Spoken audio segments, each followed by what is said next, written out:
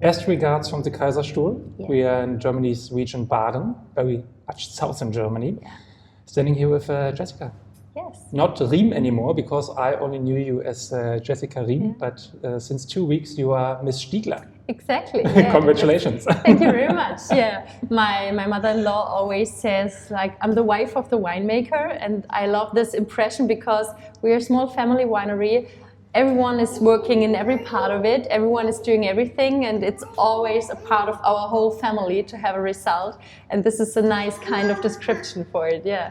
Beautiful. And we have a little bit of a very happy background noise here also. That's right. Because Elizabeth, who... It's Miss Mini Stigler, yeah. Miss Mini Stigler, and that is her barrel, right? All right. So, yeah. born in May 2024. Yes, she's a year and some month now, and she's hopefully the next winemaker in our family and in this house.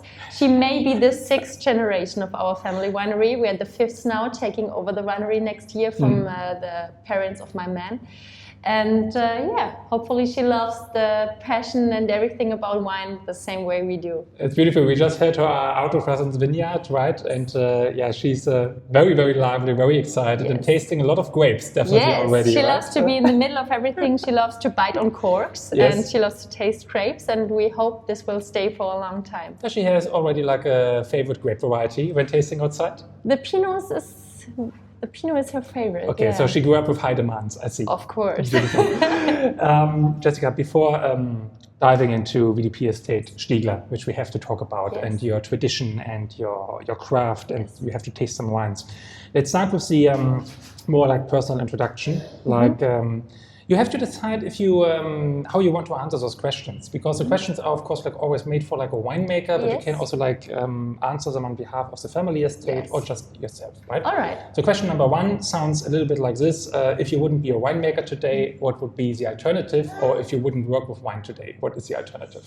I may work also in the food and gastronomy business. I love everything about the enjoyment of food, of quality, of nice cooking, of good wines, of course, of traveling to regions who celebrate, to enjoy all these things, all this quality food and wine and everything handcrafted. I love this, and I think I would definitely be in the same branch, maybe not with wine, but with food or in a kitchen or something, because I can't imagine working outside of this small, wonderful part of the world. Yeah.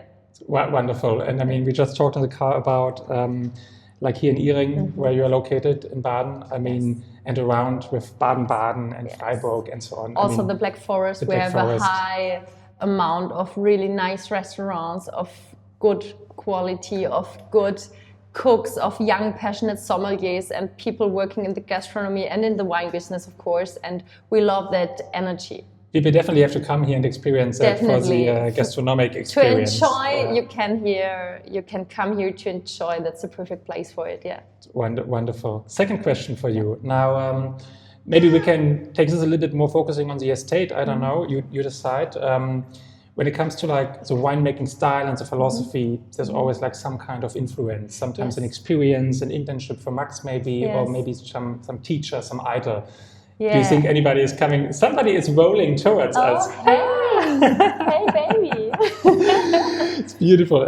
Is anybody or anything coming to your mind? I would say there are 2 kinds of role models to have for us, for our winemaking, for the philosophy. On the one side, the family and the generations before, I would say. The winery has always produced long-aging, high-quality wines, to do wines which are not the highest of their fulfillment on the very first years.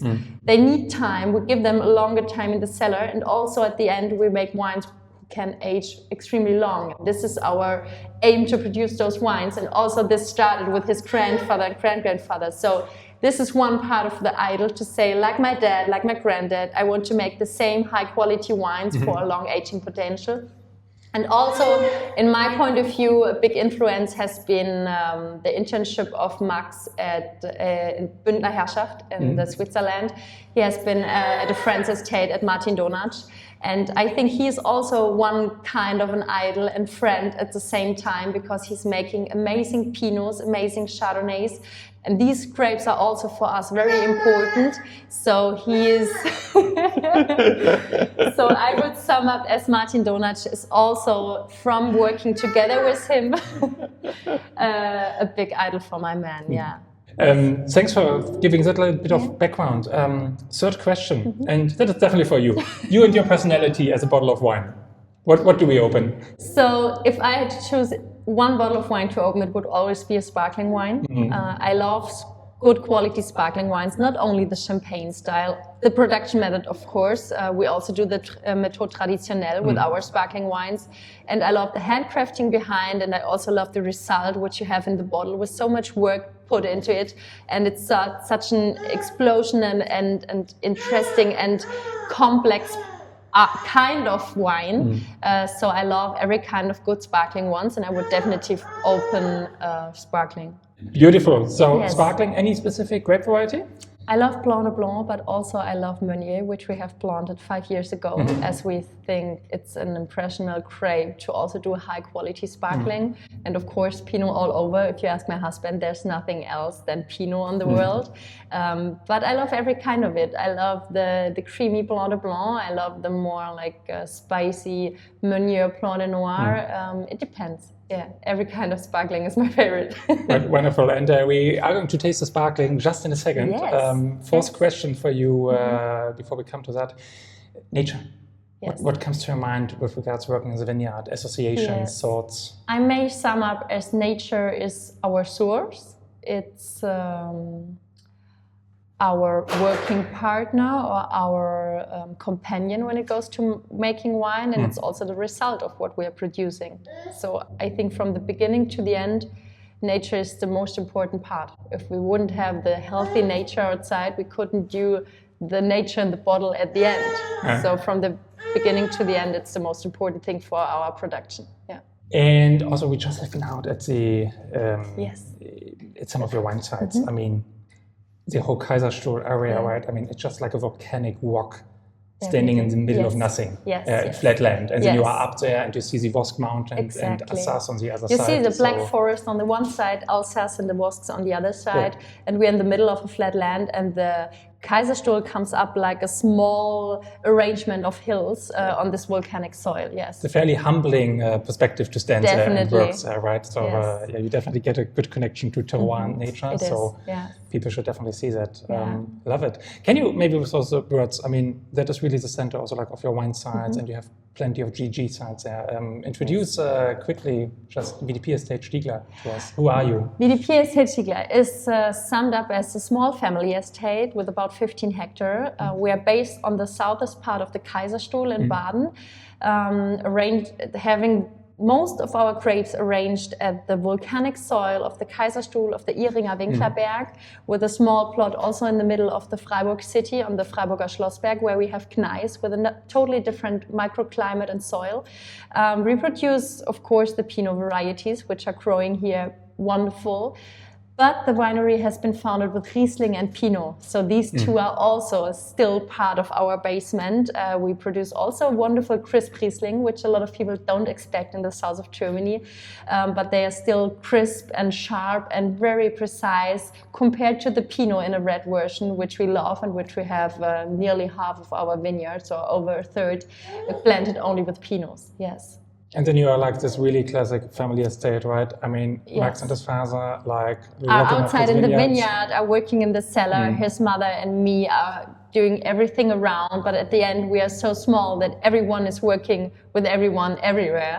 But in the main part, his mother and me are doing like the events and the tastings, cooking for all the team, and doing everything of organization around to keeping the business running. And Max and his dad are very classy in the vineyards working. We have a lot of small terraces, a lot of handcrafting vineyards. We have steep vineyards, and also doing the cellar together. Yes. Lots of terraces too, beautiful terraces. Yes. And then actually what I found very interesting to hear, because it was also like for me, you are not one of the VDP estates you, let's say, just see everywhere, so to say, because you work very much with gastronomy, right? 70% of your production goes to gastronomy. Yes, we have the family has been based on the gastronomy in Freiburg back then, and we're still a very close connection to gastronomy. We love this part of our business. We love to be in touch with the cooks, with the sommeliers, with the restaurant owners, to enjoy with them, to do wine menus and creations together with them, and over 70% of our customers are gastronomy, hotels, also small wine shops, but always focusing on the quality side of wine, and that's our main part of our customers, Also doing some small events for our private customers, especially on our beautiful estate here, but being around Germany and also abroad a lot of time, because most of the time we're at our customers' place, at the terrace, at the restaurant, at the kitchen, doing kitchen parties, wine menus, and that's what we love, and that's where our wines matches perfectly. Wonderful. And now you said about wines and matching perfectly. I'm getting thirsty actually, talking so much about high quality wines. Let's get some sparkling in the glass. So I brought our Blanc de Blanc. Because you said you are Blanc de Blanc yourself. I love Blanc de Blanc, and it's vintage 19, which we just degorged last year. So we do méthode traditionnelle. We keep them along. We do du kriegst den Korken, ne? Méthode traditionnelle, we're keeping a long time on the yeast before we degorge them. And this is pure Chardonnay, 100%. So we have 100% Chardonnay, vintage 19. I think it's about 60 months on the lease. And this is one of our 2 sparklings. We do also a Pinot Rosé. It's extra Brut, it gets no dosage, and we like to have it creamy, but also sharp and precise. So it's actually zero dosage. Fresh. It's called extra Brut, but we don't add any dosage. We're naturally around 2 or 3 grams. And we want to have it pure, precise, sharp, but also with the creamy, yeasty character. Yes. Looking much forward to it. Yes. So, cheers. Cheers. You always have to cheer with sparkling, right? Yes, of course. First thing that really strikes you, to me, I mean, it's something we talked about earlier in the vineyard, right? Also when tasting the grapes from the wines. People always think you are warmer than the rest of Germany. That's right. And there's like a little bit of, we have the debate always at the Cool Climate Summit, right? Why is Baden included? Because Baden technically from a EU legislation side already. It's a little other climate. You are climate zone B, and I think the Kaiserstuhl even in some parts is categorized as warm climate, as it's C, right? We are at the warmer part of Germany. Yes. We always introduce to our customers that if you look at Germany, we are the warmer wine region, but we are still a wine region in Germany where we have a very cool climate. So as I said, with the Riesling and the Pinot, we have very acidity-driven, crisp and fresh wines. And also in warmer years, it's not said that we have really warm wines, which may be the tenor of a lot of people you are asking. It depends on how you work in the vineyard. And there's so much steps we're doing, like the straw in the vineyards. Like you have to work with the soil, with the shadow, with the leaves, with the grapes, and not against to produce a specific type of wine, but you have to work with it to get the best out of it. And we're still with a very crisp and light and fresh Pinots and also other grapes, which we love to produce. But on the same side, we are a little warmer than the rest of Germany. That's why we focus much more on the Pinot grapes as on the Riesling, like Moselle or everything else. I just came from Pfalz, right? And then you come south, so to say, you come from a Pfalz, I mean, it's categorized as a clearly cool climate region in the European Union. Then you come to Baden, which is this moderate climate officially. Absolutely. But I just told you in the vineyard, it's kind of interesting that when we tasted your grapes from the wines directly, they were fresher than most of what I tasted in Pfalz actually, where they really start like harvesting, for example, the sparkling-based wines around now. So it's interesting, like, and you also like said 2018, like very interesting vintage, right? And also a vintage where you were really, it was not an easy vintage to bring your wines to the precision you want them to be. And maybe we have been more used to some warmer vintages here in the south. And we were used to work with the shadows, with the grapes, with the soil, with everything around to keep the freshness, the crispness, the acidity in our wines than maybe other regions which are mainly cooler than we are. So regarding the rest of Germany, we may have one of the hottest vineyard plots or of the warmest vineyard plots in Germany, but that does not mean these are the warmest and most heavy and full-bodied wines. You can produce them here, of course, but also grapes, for example, we have Chenin Blanc. It has a natural acidity which is extremely high and which is kept so nice in the wines and also in the grapes when you taste them, also the Pinots. This is the main part also for us, but maybe also this is part of our philosophy to produce acidity-driven and elegant wines and not the heavy and full-bodied one. My father-in-law always says, when you take a sip or two or you drink a bottle, you have to want the next one. And it should not be making you tired. It should live you up, and you have to drink with enjoyment and not to get just tired and drunk, tired and just like you feel after half a bottle of port wine. Exactly. Let's go like this. I cannot drink port wine anymore because I'm getting tired immediately after a glass. And this is really the interesting thing about it, right? Because I had it with sparkling immediately. Yes. The first thing that pops out of the glass is acidity and structure and freshness, right? It's nothing like heavy for this Chardonnay-like Sekt that we have here, right? And then, of course, when was it produced and when was it? It's vintage 19 and it has been degorged by the beginning of this year. Yeah. What I really like about it is that the autolysis is actually really not overpowering at all. You know, it's a little bit like butter brioche, a little bit like smooth, creamy. It's the same like you're working with wood in the Pinots. Yeah. It should underline it. It should be kind of a backbone, but it should not overwhelm it. And it should not be in the front. You should still taste and smell and have the grape in the front, but to have it underlined with everything around, like the autolyse, like from the aging on the yeast, and also like working with the wood in the cellar. Yeah, I totally agree. Not everybody agrees with the philosophy. Of course, some people really like it. our taste, which we like and which we think it's the perfect way. Yeah, and very nice malolactic touch here, right? Also creamy, well integrated. So that's going well in the gastronomy. I Definitely, yes. And for us, it's important. It's not only like to have an aperitif, to have the first glass of the evening. For us, it's something, you can do the sparkling wine to a whole menu. We had our Pinot Rosé sparkling, for example, in a VDP menu with Master of Wines, to have it with red meat for the main dish. Also, we had a partner which they did a dessert with our Pinot Rosé. So you can pair it with all kind of food, with all kind of dishes, and it's not just the first sip of the evening. You can drink it all night. I'm probably like sounding like very snobbish now on record, but the last time I had your Pinot Sparkling Rosé was at the wine bar at Gewächs rooftop together with a very nice Tata. They are actually. Big fan. They're a huge fan of our Pinot Rosé. Call me snobbish that like when in Berlin I go to Gewächs. That's classy, and they love our Pinot Rosé, and it matches perfectly there. It's really, really nice actually. Yes.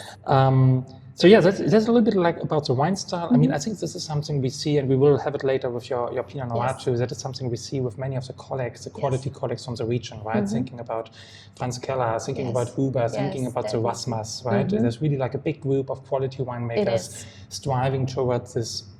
Let's say the average quality is very high. Definitely. If you compare the whole Kaiserstuhl, the Markgräfler, the Breisgau, everything around here has a very high average quality level with a lot of amazing producers, which we also love to enjoy. Yeah. So talking like a little bit about the market and maybe the changing environment we are in. I mean, global warming, for example, must be a thing for you, right here? Yes, I mean, it is. But for us, at the moment, it's more like opening new doors and having new chances instead of closing some doors. So it's still a long, long way to go when we say there's no more Riesling possible at our region. It's still like my grandfather was the first planting Chenin Blanc in Germany. It's an amazing grape which now has more potential here than earlier, and it's more like having more ways of thinking your wine than having some ways which are not possible anymore.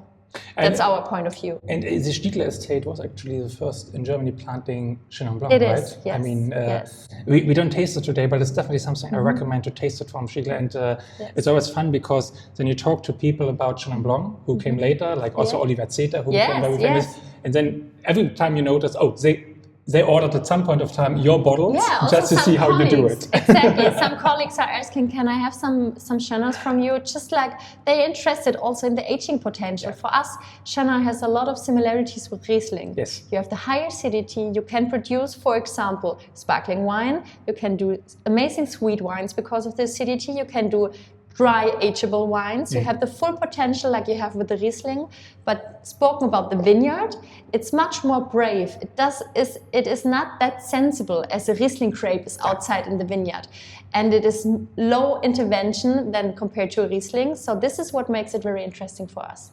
It's a beautiful grape variety by all means, and also for sparkling. I mean, is it in the do you have a Chenin sparkling? No, we didn't try it at all. We're making a dry wine of it, and in 2013 we produced maybe the first Beerenauslese of Chenin Blanc ever. So the first very sweet wine in Germany of Chenin, but it's also amazing because you have the acidity, you have the sweetness, and this is a nice companion. Yeah, wonderful. Really like that. And then let's talk about the market quickly before we head into some Pinot Noir, because we definitely we have to taste some of it. Yeah. How's the market looking? I mean, you're also like both fairly young. You're like both mid-30s, right? Yes, start 30s. So this typical generation taking over now from the parents next year, as you said. How are you looking into the future of the wine market? Because right now we are all a little nervous, or it seems like this, right? Yeah, of course. We are maybe some days before our harvest of this year. This is the most stressful and powerful part of the year, and the most important to get this vintage in our cellar. It will also be the first year where we have wine and Elizabeth. Very important. It is a challenging time also at the global wine market. We are mainly in Germany, but a little bit abroad. But everywhere you have a little more moody kind of time in this branch. But at the same time, we are not afraid of our wines being a little longer in the cellar. So if it's slower now, and if the wine market is decreasing a little, for us it doesn't take the time from our wine. Our wines are made to age, are made to say, we keep them longer in the cellar, we keep them longer in the bottle. So the time is more kind of a winning position for our wine, but at the same time, of course, the wine market is struggling at the moment. All our colleagues, also we are recognizing it. It's a tough time to sell wine, and you read articles a lot about people should buy more local wines, more German wines, to support the wine branch a little. I think it's a good way to communicate it, but also we have to keep going, and we want to keep going, and maybe we get even more precise on quality, on the GGs, on the high quality level, and be more precise and not bigger, but even smaller and more quality driven already than we are. Yeah. Beautiful, and I think it's a good bridge to taste some Pinot Noir with a little bit of age. Perfect. So Pinot Noir, and I really like the philosophy. You just showed me around in your two like storage rooms, and there is really like a lot of wine lying around. Yes. And you said clearly, like, I mean, that is part of the estate's philosophy, right? Exactly. You want to store wines, you want to keep them back for the sommeliers so they can work with something ready to serve to the customer. The most important part for our philosophy and our estate is that we sell also aged wines, and our wines are made for aging, and I think they're getting they're really to their perfect point. They're getting over years and years. In the first couple of years, our wines are always very challenging and very closed. They need a lot of time, and that's the best part of our wines. And we are very thankful for the generations before. They started already to keep a lot of vintages back, to have verticals of different vintages and wines, to sell really drinkable aged wines. mainly in the gastronomy, as you have a wine pairing is always more beautiful to have a ripe and perfect drinkable wine than to have a really fresh one, which is not ready to be combined with food. But one thing that's why we open 17 now. And it's wonderful. And one thing I mean 17 in general, amazing vintage for German Pinot, right? I mean, also like for Burgundy Pinot, whatever I got from 17, Absolutely. I'm so happy about it today. And you know, this is really like something that I appreciate very much. I mean, we talked briefly about it without mentioning names, but there are like many winemakers also in Germany, you know, who create wines that are actually fairly intellectual, fairly complicated, and which need some time before you should open the bottles. And despite having the economy actually to keep them back, they push them on the market too quickly, just hoping that everybody knows it. But I see so often, I see some of those bottles being opened 2022 vintage at restaurants. Way too early, And it hurts my soul, because I'm like, if you get a sample or you get it at a trade fair and you taste it. Try it for educational stuff. But then you're paying like €200 at a restaurant for like some GG with a big name, and you're like, why? Why are you doing it? And I hate. Then on the other hand, what I really like about this philosophy, because you store it at your estate at fairly perfect conditions. It's 15 degrees here all the time. You know, it's lying in the horizontal. You know when you ship it to the restaurant, that the customer gets a good experience. I just have been to a nice restaurant in Pfalz where I once was like Friday evening was like tough week. I wanted to treat myself. I wanted to get myself a 2014 Burgundy from the menu. I had to give it back. I had to say to them, you know, I don't know what happened to this bottle, but it seems like it was standing in the shop window for half a year because it was totally volatile, totally cooked. And this is no, so we sad. want to keep them here at the estate and sell them at a drinkable age. So, for example, we have from the Pagode, from the same vineyard, we have Pinot Blanc selling back to vintage 16 at the moment. Wonderful. It's really small amounts. It's not a big part where we can sell the old stuff, but we want to keep them, and we will also open every bottle of them if customers are interested, because we want to show and to be not afraid to keep also a white wine for a longer time. Chardonnay, Pinot Gris, Pinot Blanc, you can age also wonderful if you produce them in a way of where you give them a lot of time. We have at least 1 or 2 years longer in the cellar because they get much more, they settle and they get much more calm and stable over the time in the cellar without doing anything with them. But this time makes the wine naturally stable, and this is what makes them also in the bottle aging very slowly and aging very long at the end. And this is also what we try to show them. This may be some unique thing we try to do. I think it's one of our specialties to have those older vintages available in small amounts. But this is also what we want to show the people, to say, drink it 5 years later and don't be afraid of it. You can do it easily with our wines. It's a beautiful philosophy. I mean, clearly what we have in the glass here, I mean, what is it? I have to calculate now again. So this is 8 years. This is 17, 17 vintage. I mean, it's so lovely how there is slowly like this showing of tertiary aromatics, which when you have, I mean, it's fairly light actually, it's fairly delicate. Alcohol, what is written on the label? I 13? think 12.5, 13 something, yes. I mean, there's good solid backbone there, acidity structure is still great and alive. The acidity is an important part for aging your wines, same as the tannins for heavier grapes, same as the sugar in sweet wines. Acidity is the main part, and also we love acidity and we love the crispness of some wines and the freshness. It's so herbal and spicy also, and then the marzipan. I love the earthy part of it. This earthiness, and the marzipan is coming out slowly. For me, it's always like, this style of wine always has this like marzipan, almond perspective at some point of time, right? We have to accept that even if you try to go for a Burgundy style, I mean, it will never be the forest floor density you have in Burgundy. Also, it is its own terroir and its own. It's amazing wine they produce in Burgundy, but still we want to have our local part, our soil, our microclimate. We want to have it written in the wine as well, because we are here at the Kaiserstuhl and we don't want to taste like Burgundy, but we want to taste like what we're growing here at our estate and at our home. So beautiful, beautiful reflection on where we are now. So we see you at the Cool Climates Wine Summit in Copenhagen again. I'm looking forward to it. You have been in 2025, you come again in 2026.